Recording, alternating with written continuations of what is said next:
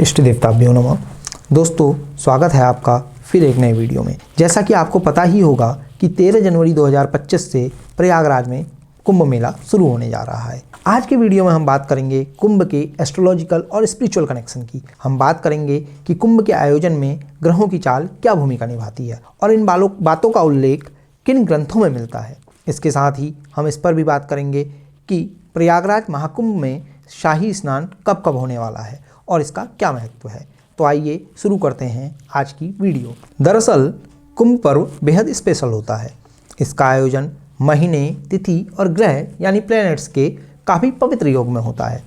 कुंभ के आयोजन का योग सूर्यदेव, चंद्रमा, देवगुरु बृहस्पति और कर्मफलदाता शनिदेव के संबंध से तय होता है। स्कंद पुराण में उल्लेख मिलता है, समुद्र मंथन के दौरान जब अमृत युक्त कलश को लेकर देवताओं और दैत्यों के बीच संघर्ष हुआ, तब चंद्रमा ने अमृत को कलश से बाहर छलकने से बचाया। वहीं सूर्यदेव ने उस अमृत के कलश को टूटने से बचाया। इसके साथ ही देवगुरु ने दैत्यों और शनि महाराज ने इंद्र के पुत्र जयंत से उस अमृत की रक्षा की थी। देव दानव संग्राम में जिन जिन स्थानों पर जिस जिस दिन अमृत भरा कलश छलका, उन स्थानों पर उन तिथियों में कुंभ पर्व आयोजित होता है।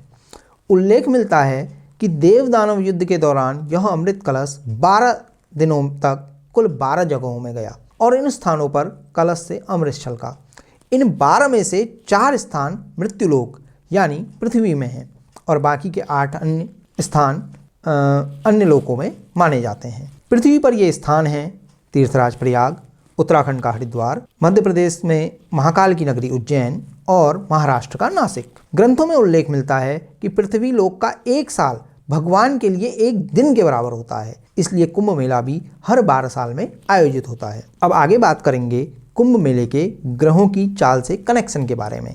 एस्ट्रोलॉजी में माना जाता है कि मेष राशि गतेव जीवे मकरे चंद्रभास्करो अमावास्या तदा योग कुंभ्यकस्य तीर्थनायके, यानी प्रयागराज में कुंभ मेला तब लगता है जब मेष या वृषभ राशि में देवगुरु बृहस्पति और मकर यानी कैप्रिकॉर्न में सूर्यदेव व चंद्रमा विराजमान होते हैं। वहीं हरिद्वार में कुंभ मेला तब लगता है जब सूर्य व चंद्रमा मेष यानी एरीज और गुरु महाराज कुंभ यानी एक्वेरियस में विराजमान होते हैं।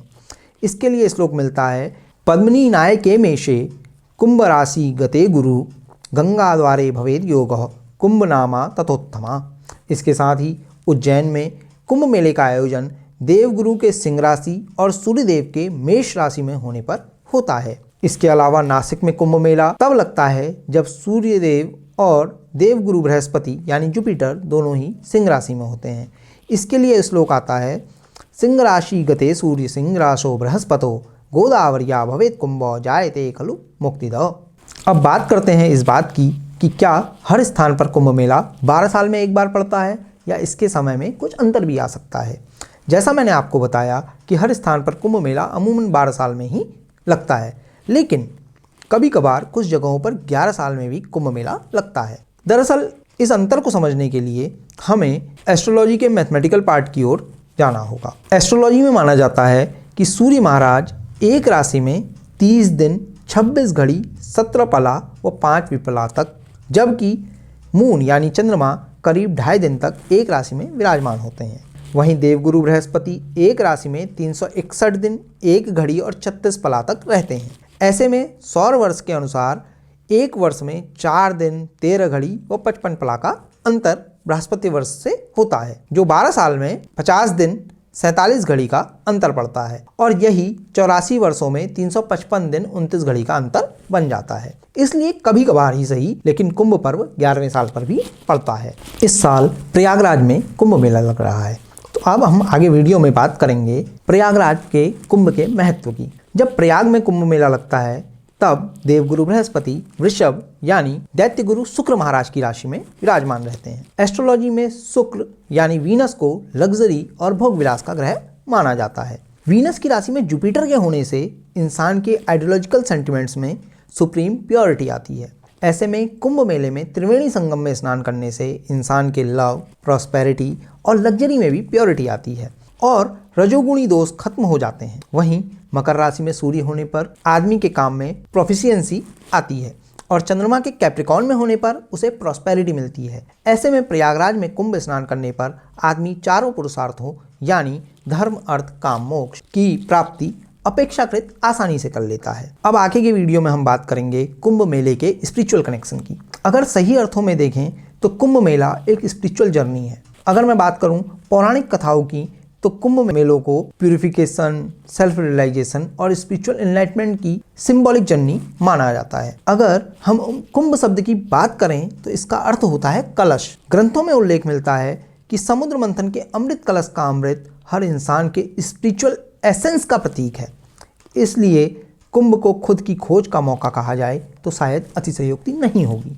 कुंभ मेले के दौरान गंगा, यमुना और सरस्वती नदी के संगम यानी प्रयागराज के त्रिवेणी संगम में स्नान करना तन मन के प्यूरिफिकेशन के साथ ही स्पिरिचुअल एनलाइटमेंट की दिशा में नया चैप्टर होता है। वीडियो में आगे बढ़ते हुए अब हम बात करते हैं प्रयागराज कुंभ के दौरान इस बार शाही स्नान कब कब होने वाला है और इसकी इम्पोर्टेंस क्या है। इस बार कुंभ में पहला शाही स्नान 13 जनवरी को होना तय है।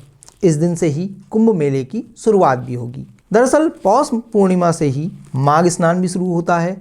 कहा भी गया है, माघ मकरगत रवि जब होई, तीरथ पति ही आवे सब कोई। इसी दिन से प्रयागराज में माघ महीने में रहने का संकल्प लिया जाता है जो माघी पूर्णिमा तक चलता है। इसके बाद दूसरा शाही स्नान 14 जनवरी यानी मकर संक्रांति के दिन होगा।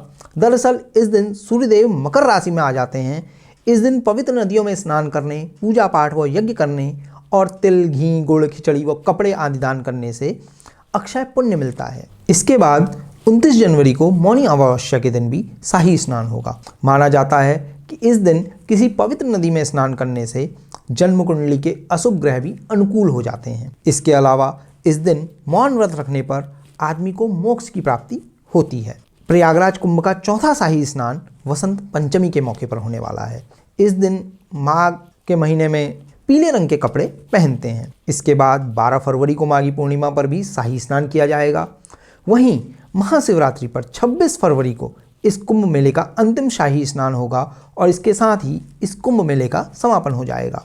आपको ये जानकर आश्चर्य होगा कि कुंभ के दौरान भारत की ऋषि परंपरा ने लोगों व खुद की दुविधाओं को भी दूर किया है। कुछ ग्रंथों में उल्लेख मिलता है कि कुंभ मेले के दौरान भारत की सनातन परंपरा के ध्वजवाहक महर्षि शास्त्रार्थ करते थे और धर्म से जुड़ी भ्रांतियों, मान्यताओं, सवालों और नीतिगत विषयों पर फैसले लेते थे।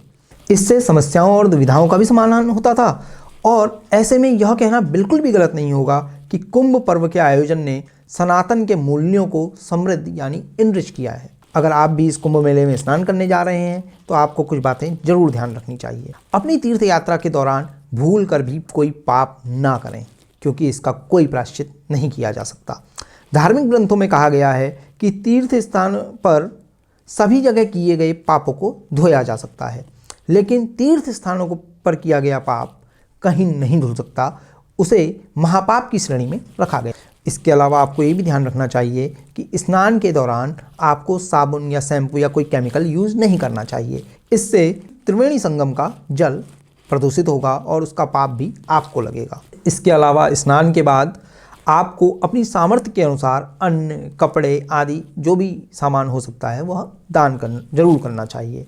तो ये थी हमारी आज की वीडियो। आपको ये वीडियो कैसी लगी हमें कमेंट करके ज़रूर बताइएगा। अगर आप भी कुंभ स्नान के लिए जा रहे हैं तो आप कमेंट में अपनी जर्नी के बारे में हमें बता सकते हैं। इसके अलावा आप और किन टॉपिक्स पर वीडियो देखना चाहते हैं हमें ये भी ज़रूर बताइए। वीडियो को लाइक कीजिए, शेयर कीजिए और चैनल को सब्सक्राइब करने के लिए यही सब मुहूर्त है। दबा दीजिए सब्सक्राइब का ऑप्शन और ऐसी ही अन्य वीडियोस देखने के लिए घंटी पर क्लिक करना बिल्कुल भी मत भूलिएगा। जल्द मिलते हैं एक और नई वीडियो के साथ। ओम शांति शांति शांति।